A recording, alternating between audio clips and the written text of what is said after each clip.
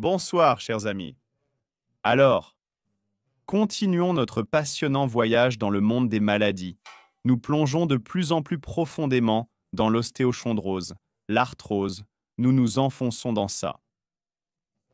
Donc, la vidéo d'aujourd'hui, c'est mon cadeau pour vous. Pour vous être si bien inscrit la dernière fois, je ne m'attendais pas à cela de votre part.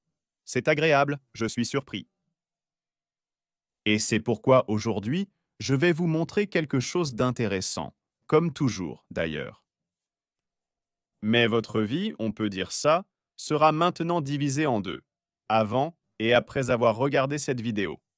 Vous vous souviendrez de comment vous viviez avant et vous vous demanderez « Qu'est-ce que c'est? Pourquoi je ne l'ai pas fait avant? Pourquoi je ne me suis pas abonné avant? Pourquoi je n'ai pas aimé avant ?» Laissez un commentaire et partagez cette vidéo avec tous mes amis.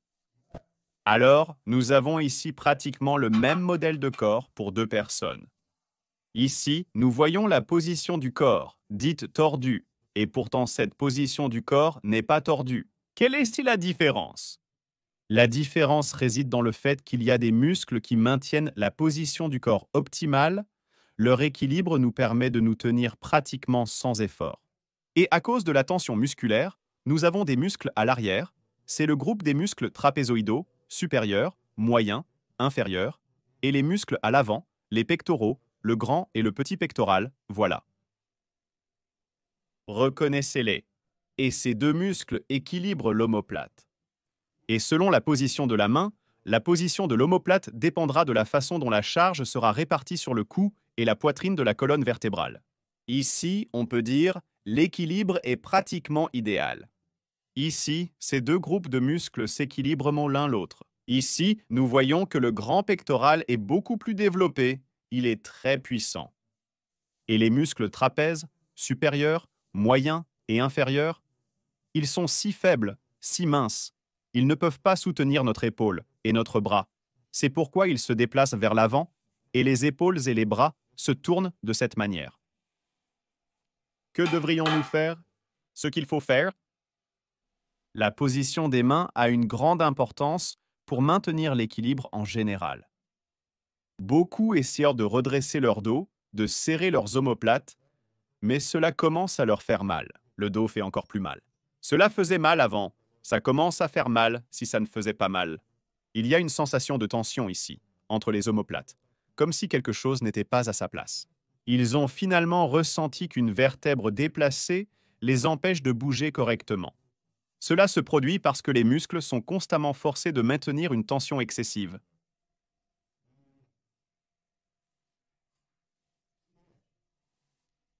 Et tous les muscles qui se trouvent ici entre l'épaule et le cou, leur fonction principale est de soutenir le poids du bras.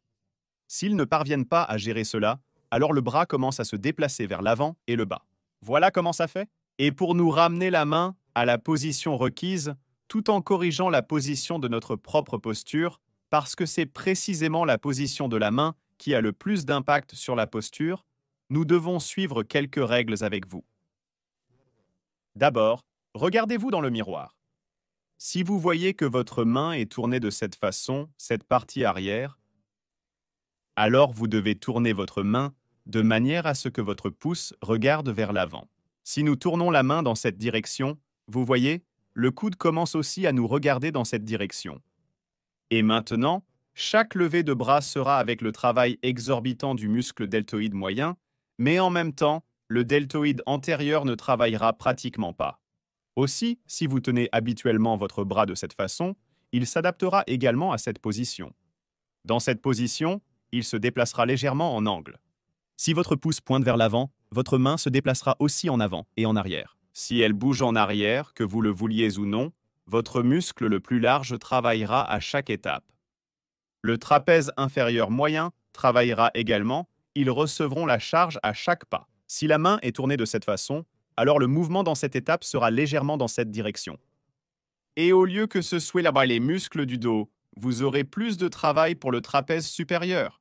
C'est-à-dire que chaque mouvement de la main vers l'arrière va surcharger ce petit morceau de trapèze supérieur et les muscles qui soulèvent nos épaules, ce qui va encore plus vous créer une mauvaise posture. Donc, la première chose à faire est de tourner la main vers l'avant avec le pouce et de veiller à ce qu'elle bouge de la même manière. Mais ce mouvement doit être naturel, c'est-à-dire qu'il ne doit pas être mécanique. Quel est l'inconvénient d'une telle position de la main? À cause de cela, lorsque votre main commence à se déplacer de côté, vous aurez une inclinaison à chaque pas, d'un côté à l'autre. Cela vous fera chanceler. Cela arrive parfois, cela peut même être la cause de vertige, car pendant la marche, la perte d'équilibre, à cause de la tête qui se balance à chaque pas, rend la marche difficile. Il est difficile de maintenir l'équilibre. Si votre main bouge de cette façon, il n'y a pas de problème. Votre tête reste toujours au centre. Alors, la première chose est la position de la main. Nous tournons le pouce vers l'avant. Vous pouvez mettre une main dans votre poche quand vous marchez. Faites attention à la position de la main quand elle est devant vous et quand elle est derrière vous. Le mouvement de la main vers l'arrière a plus d'importance que le mouvement de la main vers l'avant. Parce que nous bougeons souvent nos mains vers l'avant, le seul endroit où nous pouvons bouger nos mains est vers l'arrière. C'est précisément le pas, le mouvement pendant le pas. La deuxième chose est la position de la main elle-même. Quand nous sommes debout, voici celui de Sergueï.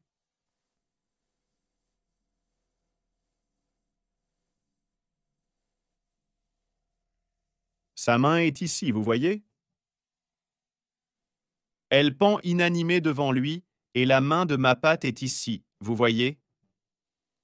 Elle ne pend pas chez lui, elle est toujours tendue, elle est toujours prête à faire un mouvement, par exemple pour saluer, pour rembourser de l'argent à quelqu'un, pour présenter une sorte de document. Et chez Sergueï, elle pend juste ici, comme une saucisse, et se balance, il ne peut pas faire ça. Pour lever la main, il doit se pencher, se hisser, céder avec un certain mouvement. Et chez ce gaz en bonne santé, voyez-vous, tout se passe 1, 2, 3, 4 fois, et chez Sergueï 1, 2, 3, 4, 5 fois, une main s'est levée, il est déjà essoufflé. Pourquoi cela? Quelle est la différence? Parce que ma patte, vous voyez, a un élan du bras, il est ici, et il est déjà en mouvement, parce que ses muscles sont déjà prêts à travailler.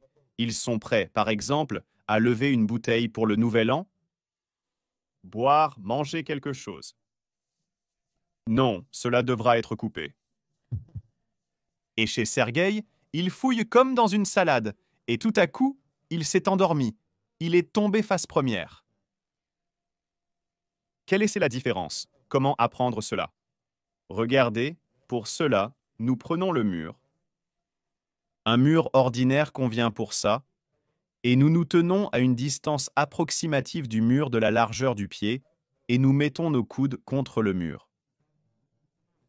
Étirez-vous avec vos coudes jusqu'au mur et restez simplement debout de cette manière.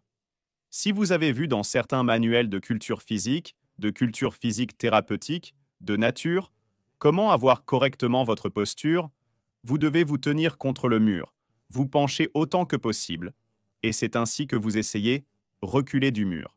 Ce n'est pas correct, c'est pas bon. L'un a une tête allongée comme un concombre, l'autre comme une aubergine, et tout le monde ne peut pas atteindre ça avec sa tête. Ici, on s'oriente avec les mains, pratiquement identiques pour tous. Voilà, il faut aussi se tordre les coudes dans la même direction. Et nous l'atteignons avec les coudes, et de cette façon, étirez simplement vos coudes. Et restez simplement dans cette position, et quand vous vous étirez en arrière avec vos coudes, voyez, vos épaules, que vous le vouliez ou non, même si vous ne le voulez pas, elles reculeront. Et restez simplement dans cette position. Restez 30 secondes, habituez-vous à cette position. Ensuite, éloignez-vous du mur. Et maintenant, restez simplement dans cette position, avec cette position des mains, et vous remarquerez comment votre colonne vertébrale s'est tendue toute seule, et le tonus musculaire se maintient dans cette position. Tenez-vous encore une fois. Une main peut être plus facile de revenir, l'autre moins. Dans cette position, apprenez simplement à rester debout. Ça commence à fonctionner. L'étape suivante. Maintenant, pour faciliter la tenue de la main à l'arrière, nous allons légèrement l'entraîner à bouger. Restez à la même distance du mur. Étirez-vous avec vos coudes. Désormais, tournez vos mains, comme ça, comme vous vous sentez le mieux. Et poussez vos mains vers l'arrière.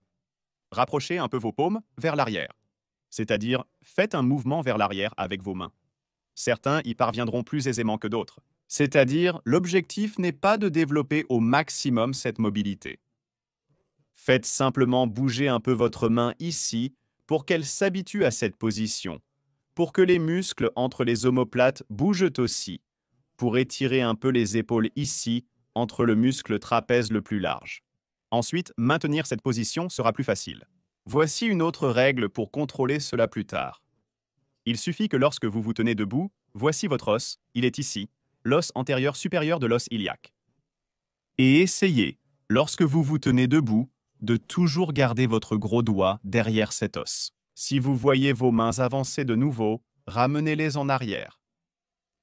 C'est-à-dire que ces quelques mouvements corporels simples vous permettent de rétablir la bonne posture et de la contrôler.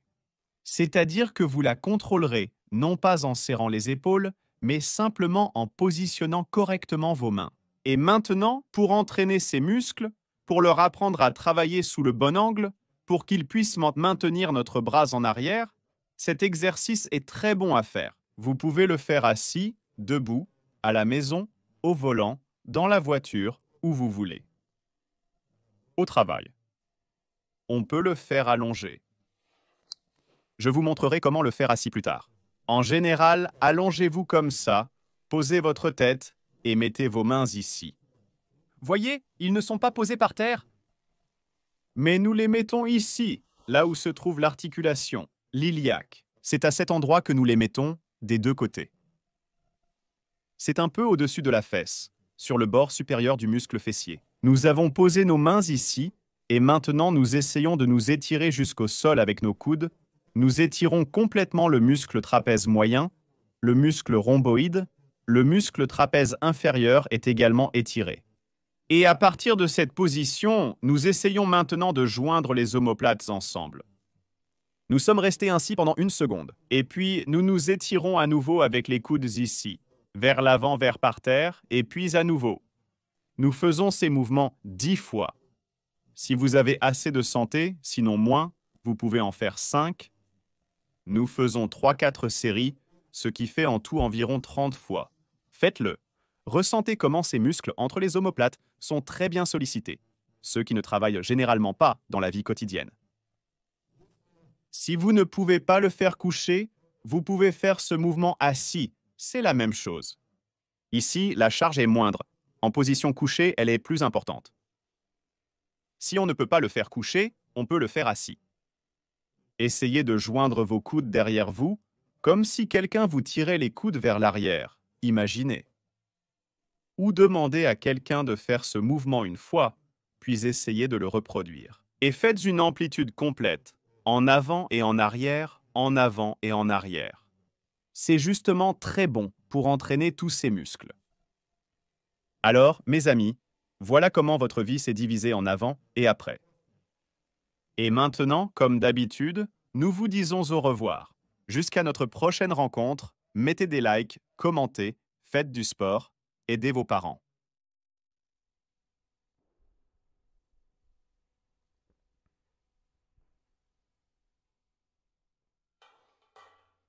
Au revoir à tous.